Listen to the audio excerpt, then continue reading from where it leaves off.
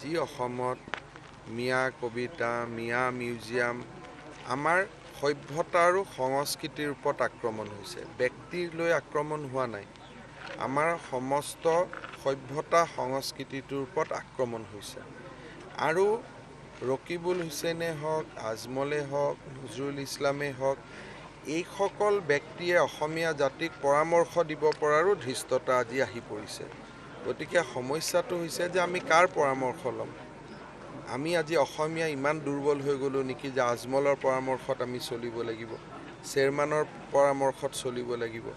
গতিকে আমি ভাবোঁ যে আজি আমাৰ সন্মুখত আটাইতকৈ ডাঙৰ সমস্যাটো হ'ল যে আমাৰ সভ্যতা সংস্কৃতিলৈ যি আজি এটা ডাঙৰ প্ৰত্যাহ্বান আহিছে তাক ওফৰাই পেলোৱা।